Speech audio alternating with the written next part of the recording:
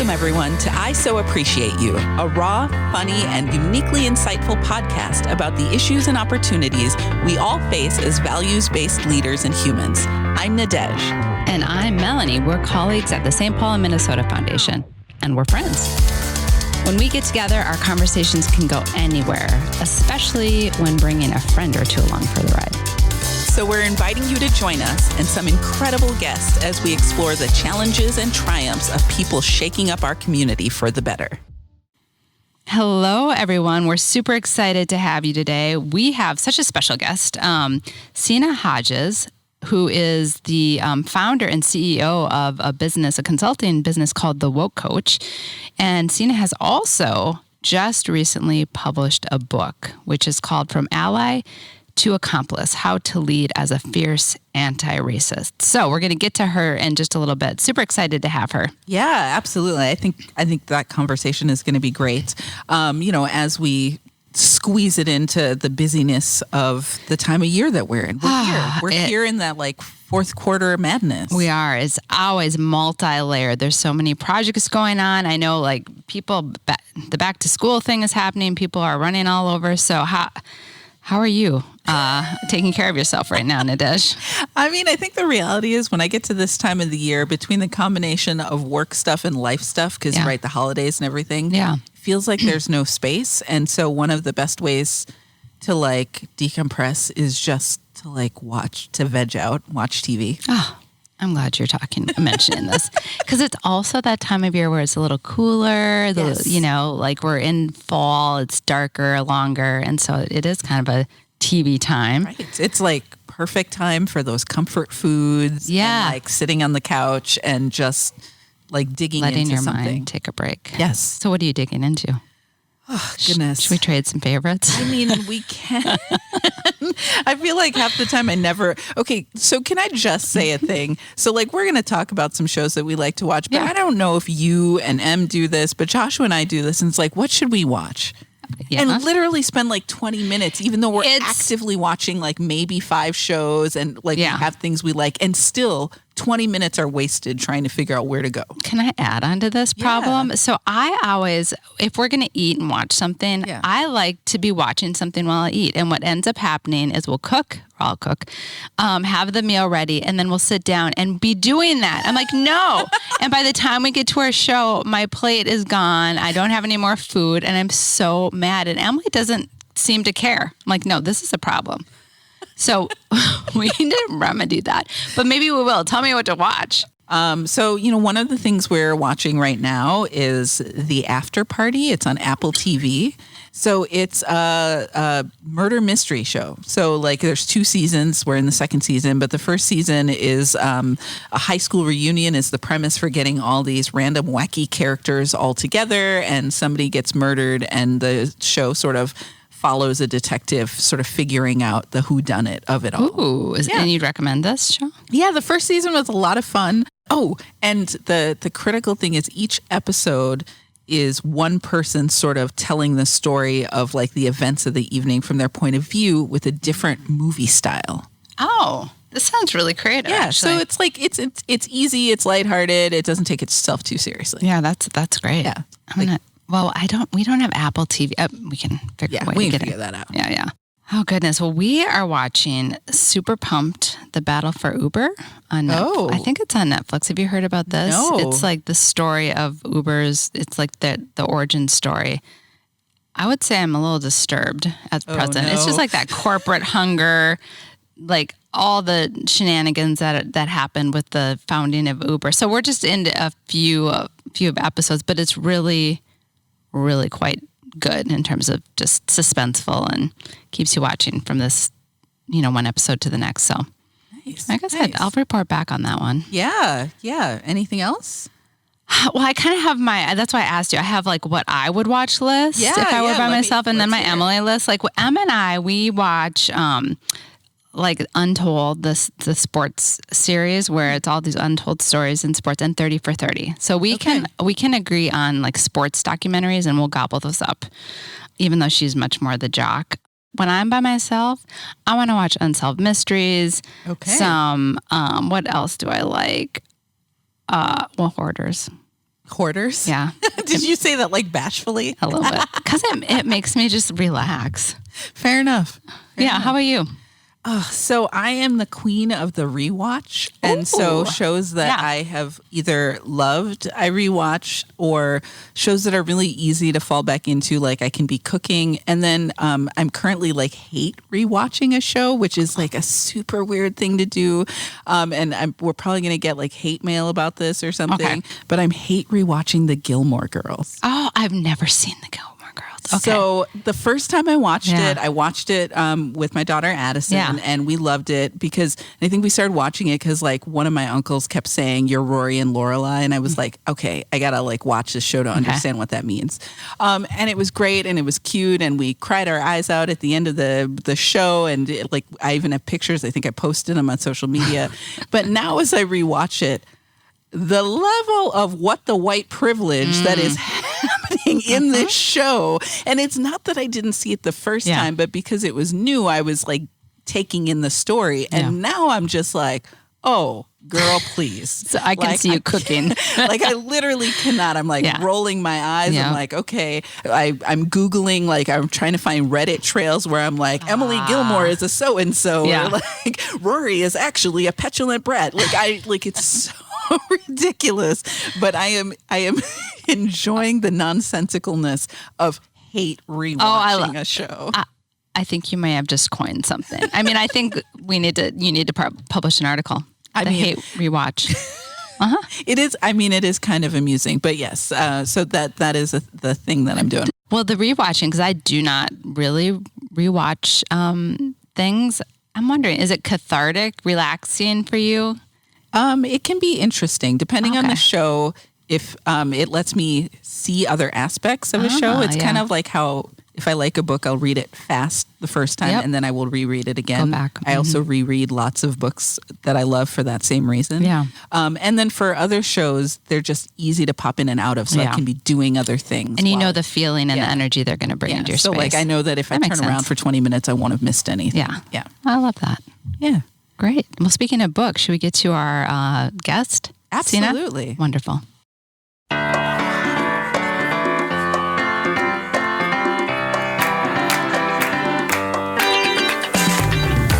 Do you want to make a bigger impact on the causes you care about? Not everyone realizes that cash isn't the only way to give. There are many advantages to donating other assets such as real estate, stock, or farm equipment. Want to learn more? Call 651-224-5463 or email the St. Paul, Minnesota Foundation Gift Planning Team at philanthropy@spmcf.org.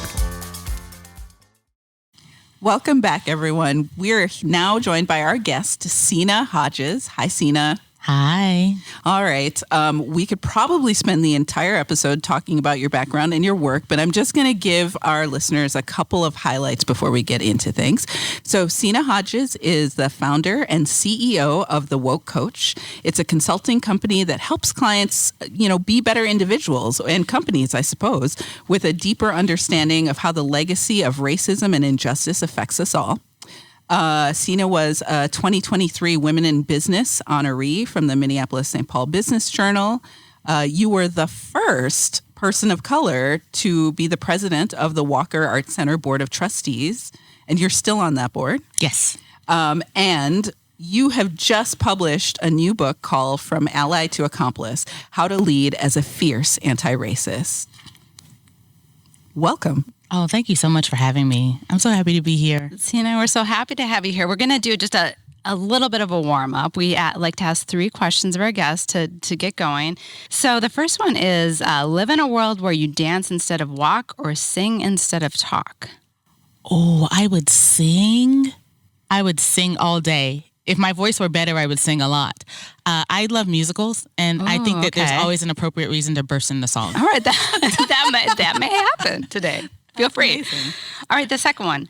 Annalise Keating or Olivia Pope? Oh, come on. That's not even fair. That's not even a fair question. I think it depends on day of the week or circumstance, right? Okay. I think it's a both and. I think you need Annalise to get you out of the bed in the morning, and you need Olivia Pope to tell you to go to bed. Oh, well, listeners, I feel full disclosure is necessary here. Melanie has not watched either of these two shows. No, and so... Oh, my goodness. No, Nadege vetoed my question and put this in. But no, I just know that these are like strong, powerful, fashion-forward women, and that's what I know. So, okay, Melanie, Okay, where should I start? Coming up. Yeah, where should I start? You got to binge watch. I think you got to start with How to Get Away with Murder. Okay. Oh, interesting. I think so. It's because it's a, I don't know. I think it's probably just an easier way into Shondaland. Okay. Yeah. And then I think if you go straight to Scandal, because Scandal's going to make you mad. And let's be honest, there's like one whole season of Scandal where you're like, why did they make this season? I mean, to be fair, I think on both shows you could give up at some point. But the point is, like, while they're good, they're like epic. Great. Yes. Well, I'm adding this to my list because it is that time of year. Yeah. I think there's a kidnapping scenario in Scandal that just went too far. Scandal went too far, like jumped the shark like 27 times. But here you go. Yeah. Well, I'm intrigued. Okay, last question. Early bird or night owl? Night owl. Night owl. Night owl. Okay. If I don't have to talk to anybody before 10 a.m., it is a great day. Oh, okay, good. But good. And that's part of it is because of my background in theater and working in, right. the performing arts and living in New York City. And yes, if you work in theater in New York City, nothing starts before 10 a.m. Right. And so that was where I was kind of trained in that way. And you come here and you're like, oh, wait a minute. So when I wake up at 9 o'clock, it's already 10 o'clock. Oh, shoot. Yeah. Great. Thank you for those. That would be the perfect schedule. I got to get a life where I can not talk to people before 10 o'clock. That would be amazing. Yeah. Amazing. I mean, I do it, but it's not my preference. No, right. I get it. So, I want to dive in and talk a little bit about your work. But before I do that, I want to give you a chance to sort of frame it up at a high level. If somebody said, hey, Seena, the woke coach, what do you do? I would tell someone who asked about our company that we move people from that place of being allies to that place of being accomplices. So essentially, our work is rooted in transformation. What we want folks to do is to have the ability to be the best, most understanding and empathetic versions of themselves around these very wicked problems and sticky issues of racism, bias, injustice. We really want people to be able to have that level of self-awareness to understand, one, what these issues actually are, what work they need to do to better understand the issues, also understand how they're contributing to some of these issues on a day-to-day basis, right? So that big piece of self-awareness is critical for the work that we do. And, we sell transformation. That's what we do. Oh, I love that. Yeah. Okay, so the work that you do, it's obviously going to challenge people's comfort zones, right? Like you're in it and sort of thinking about it. And I wonder, can you tell us, like, why is it critical that we all move past or move into discomfort and sort of past that place of comfort where we all reside? Yeah. It's interesting. The reason why my work exists in the first place is because where we live is in our comfort zones. Mm-hmm. That's the place that we live. And so the moment that you're asking someone to think about the world through a different lens or to think about the perspective of someone else, you're asking someone to inherently be uncomfortable. Yes. And so sometimes that's really challenging for people. And it creates this sense of fear and it creates this sense of, I can't accomplish that, right? Our biggest competitor is ourselves, like us competing with ourselves. And sometimes what happens is that we feel like we can't do a thing because we don't have enough information. And that scares the crap out of us, right? No one wants to feel like I can't do this thing. I'd also just say that, some people are uncomfortable every single day. Yes. Right. Just because of their social identity or they exist in a way that things haven't been made easier for them. Right. Until 1990, we didn't have the Americans with Disabilities Act. So people who desperately needed those accommodations didn't have them. So I would say for the sake of who we all aspire to be, we have to be willing to work in that space of discomfort. And also it's recognizing that space of discomfort is actually really not that uncomfortable, right? It's a space of learning. And to be honest, if you're trying to grow as a human and learn more about the world that you live in and more about other people, you have to stretch. Right. And stretch is how you grow. And in order to grow, you have to have some discomfort. Even when I hate this analogy, but I use it, it's like you go to the gym. Yeah. I hate picking up those weights. I hate how, famous last words for me, like 5 more reps. I'm like, right? But that's the reality, because on the other side, I know what I want for the summertime.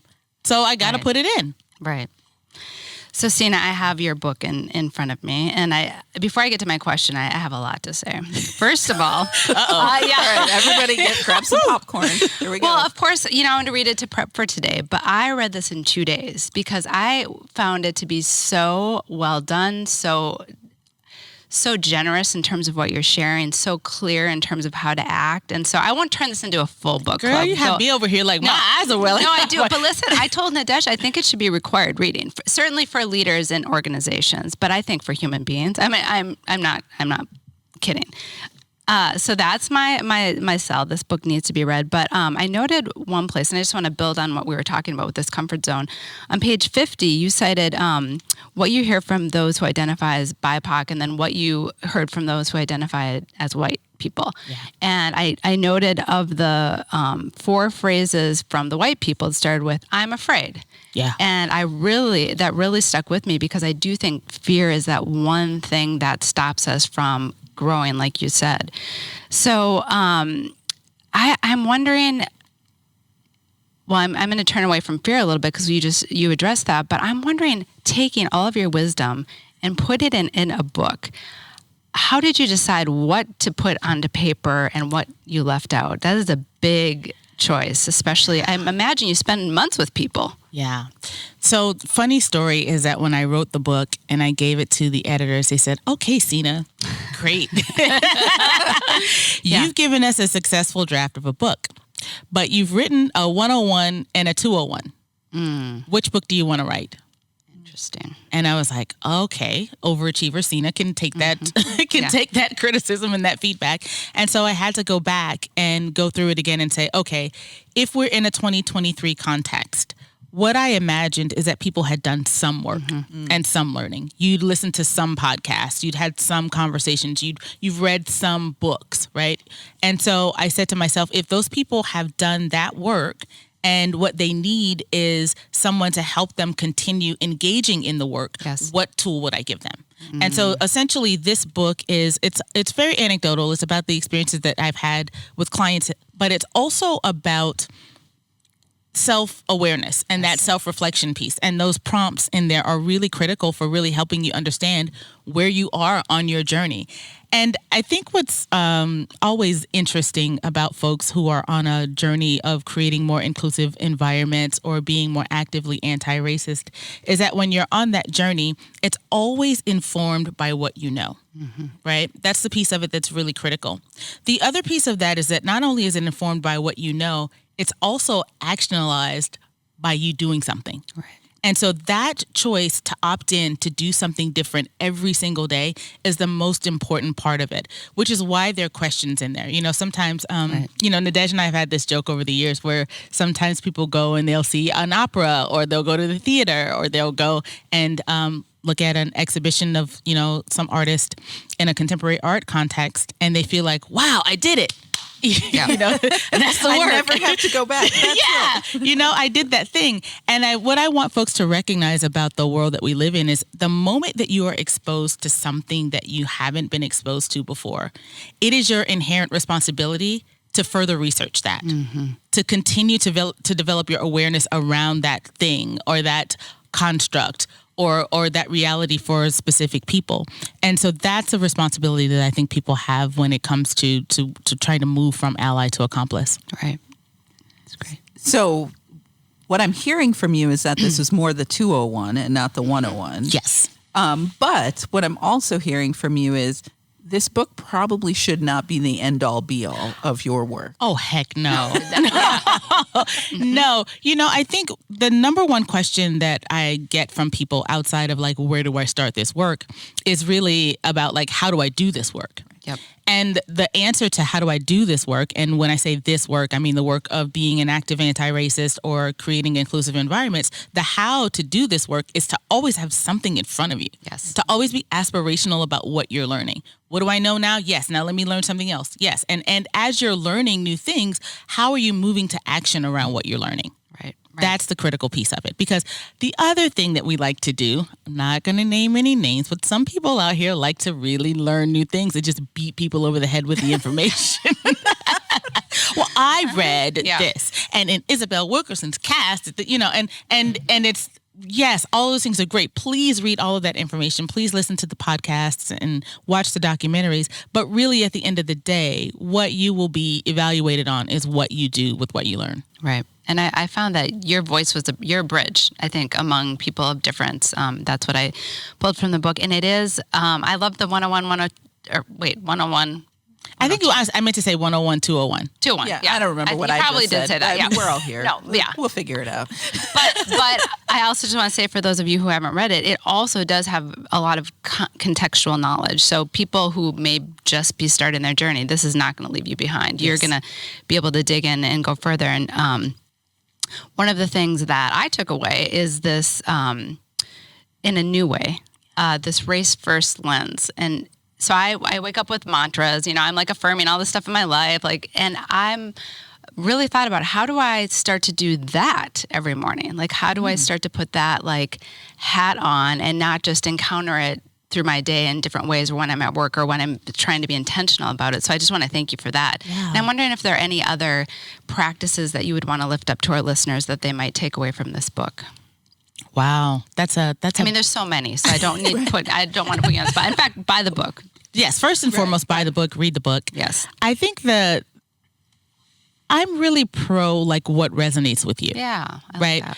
And I think that people, when people ask me, if you're an individual and you're saying to me, I want to get more involved, and I want to become a more active anti-racist, I want to help create inclusive environments and circumstances, I tell people a lot to think about one of two things. What issue or what is something that you care about implicitly? Something that is important to you. It could be anything. On the other hand, what's the thing that pisses you off more than anything, right? Because if you look at both of those things, somewhere in there, you can be constantly spurred to action. Yes. Right? And then the question that you referred to about that race first lens is really thinking about these issues from a racialized context. Yep. Right? I wholeheartedly believe that race, of course, is that issue. Race, racism are those issues, constructs that we haven't solved for. And these are conversations that we're still constantly having to have because we haven't looked at things from the lens of race equity, right? If we were looking at an issue like women's pay equity, but we were using a race lens, a race first lens to have that conversation, perhaps we'd be in a different context, in a different situation. I mean, the hardest truth about this reality is that if you're talking about an issue like pay equity, who were the first women in this country in the workforce? Right. Unpaid, forced Black to bear women. the children of their oppressors, right? And this is the kind of stuff that people don't talk about on the day-to-day, but it's the kind of stuff that is underneath the surface everywhere we go. So when there's a bunch of white women in a room having a conversation about pay equity, I don't think that's a bad conversation, but I think the conversation that needs to be had is a conversation with Black women and Indigenous women at that table. Right. You can't have that conversation without them. Absolutely. Oof. Right. I just pause because there's just so many things there, but I'm thinking about the nature of the work that you do and the nature of the time that we're in. Yeah. You launched the Woke Coach before 2020, before the murder of George Floyd. And I know I'm reading about it and I'm hearing about it. And I imagine you saw the uptick in demand for the types of services that you provide. But I don't know about you. I'm starting to hear budget sort of calibrations and all of those, fun things. And fun was in quotes and there was sarcasm there, folks, if you didn't hear it. What are you hearing in the sort of marketplace about companies want to stay in this work? And what is your response to what you're hearing? Yeah, that's a good question. So it runs the gamut about what I'm seeing and what I'm hearing. There are some companies who've said to themselves, we are going to invest in this work no matter what, and we're going to continue to do this work. There are some companies that we've seen that have already said, we hired that DEI person, but we don't really need that. We've got it together. We're doing really, really great. And here's where I say that, okay, I'm not sure that I expected for anything different to happen after the murder of George Floyd. what I knew for a fact is that we do what we always do when we run to a circumstance and we want to fix things because of that fear, because of that guilt, because of that shame, right? And so the conversations that I was having in my circles in 2020 was like, all right, make it work for you. Like, do the thing that you need to do for yourself. Because what we also know, and these are some of the hard truths, right? What we also know about the history of this country is that we are like, it's littered with broken promises. Mm-hmm. Like, let's talk about broken treaties to indigenous people. Let's talk about 40 acres and a mule for enslaved people, formerly enslaved people. So I know that people felt like there was going to be a divestment in the work. We didn't know how long it was going to take. And because time moves so very rapidly, 3 years ago seems like you just blinked your eyes, right? But also 3 years is not a sufficient amount of time to put in work to correct issues that are centuries old. We don't get to do that in 3 years. That's like 0.2 seconds, you know? And I recently did an interview and someone wanted to ask me about the failure of DEI efforts and to talk about what research exists to say that DEI efforts weren't working. And I found that to be a very fascinating question because I think that question is also rooted in, fear and discomfort. But the reality of this is that the way that we are, moving through the world right now, and the thing that's really important for us to know is that when we think about DEI work and whether or not it's successful, it's not about surveys and it's not about what members of dominant groups think. Honestly, if you want to know if your DEI work is successful, ask the people who are most impacted by the lack of DEI happening in their workplaces. Those are the people who will tell you that, no, it's not working. There was just an article in the LA Times where Black people said they would rather stay remote than to go into workplaces to deal with the casual racism and microaggressions that exist, right? So you have people actively wanting to choose a different path. I mean, also to speak to this reneging on promises, we just found out that, what is the dollar amount? There's like billions of dollars that have not been paid to historically Black colleges and universities, federal dollars, right? The Department of Education just found that. So the reality is that also as we sit here today, we are in October in 2023. In 1 year from today, we will still not have had the presidential election in 2024, right? So if people think that it's okay to divest from DEI right now, I'm just going to tell you it's going to put you way behind all of those outcomes and goals that you identified for inclusion. Right? If we divest from this work right now, we're divesting at the time where the work actually needs us the most. Yeah. As you're talking, I was thinking about a presidential address at a university in North Dakota that I was just at. And notably, I heard him reference DIR, diversity, inclusion, respect, and leaving the equity out. And it made me think about how there is, I feel like it's dire that E was missing. Oh, it's intentional.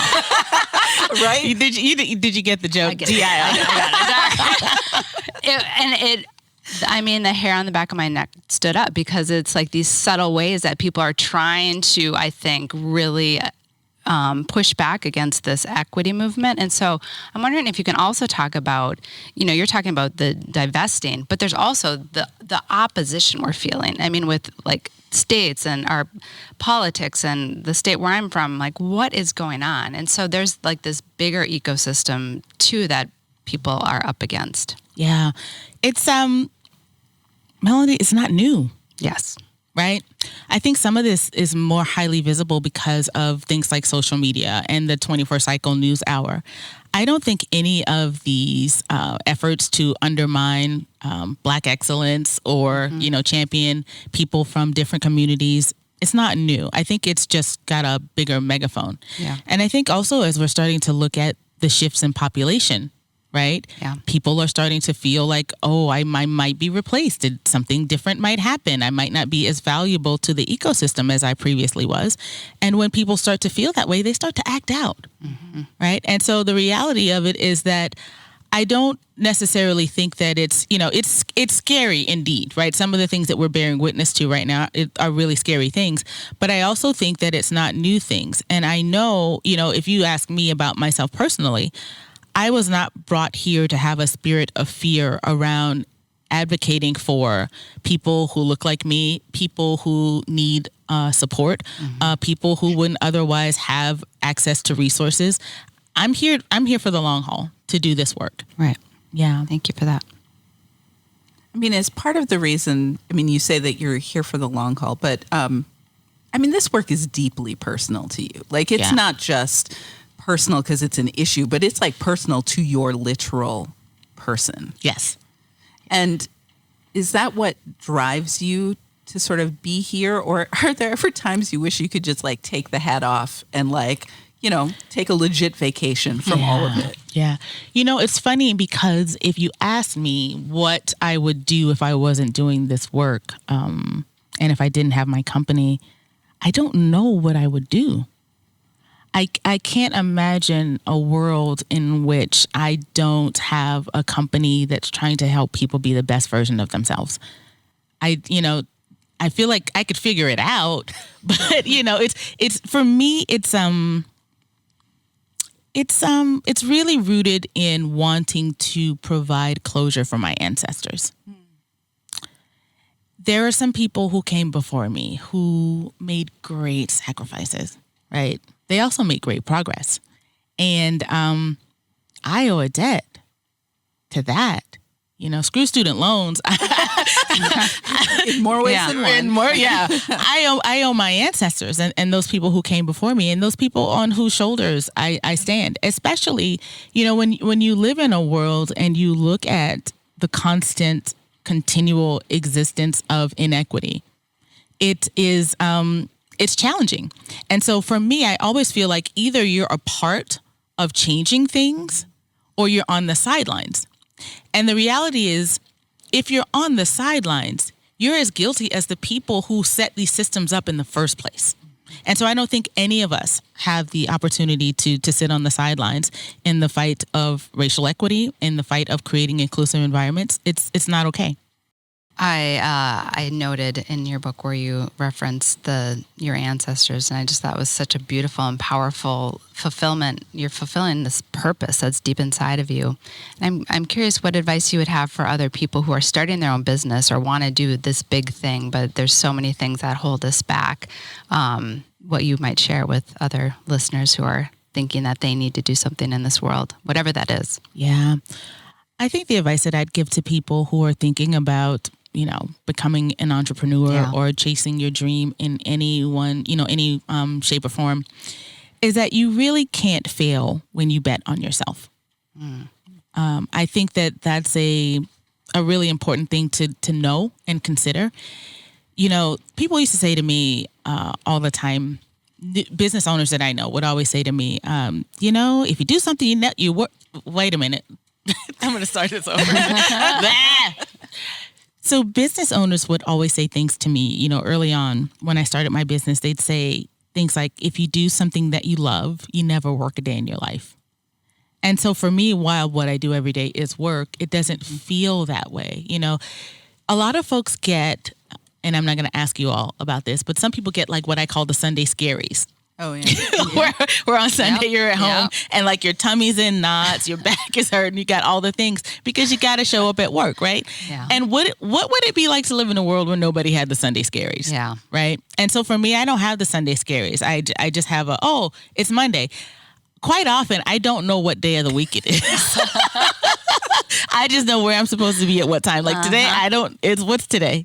Honestly, why are you asking questions like that? These are hard questions. Yeah, I never know. I just know that I'm supposed to be here at a certain time. So I think it's, you can never fail when you bet on yourself. That's number one. And number two, I do believe that anything is possible. And I know sometimes people think that that's silly, but I'm a big dreamer. So all the ideas that I have are big. They're so big that when I started my business, my first assistant, she still works with me to this day. I would have all these ideas all the time. And one day I went to my mailbox at my house and I opened the mailbox and there was this package. And I opened the package and I opened it and there's this beautiful notebook and there's this gorgeous Black woman on the front of the notebook and it's from my assistant. And I say, oh, Shamika, thank you so much for this notebook. And she said, yeah, that's for all those ideas you have. She says, write them down. And then every quarter or so, she'll say, Seena, go get the notebook. and then I go get the notebook, and then I pick a thing, and then we start something different. But that's great. Yeah. Well, I mean, we could keep going. We should keep going. Just the rest of the season. It'll be fine. Yes. But I want to get back to a critical point. I mean, we talked about you breaking into song because of your love for musicals. And I want to know, what are the sort of things in your life that might have you break into song? What brings you joy? Oh, gosh. You know, I am a huge lover of, this is really weird, but I love horror films. Oh. And I love scary things. I'm so excited about this. Like, one of my favorite holidays is Halloween.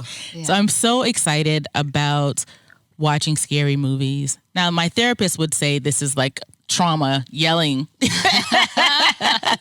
But it is something that I enjoy doing. So what brings me joy is knowing that I have like 3 hours and I can binge watch something on television, right? So I love to do that. What brings me joy is food. Like good food, good beverages, some laughs with friends. That always brings me a lot of joy. Those are the main things. I think, you know, my family brings me a great amount of joy.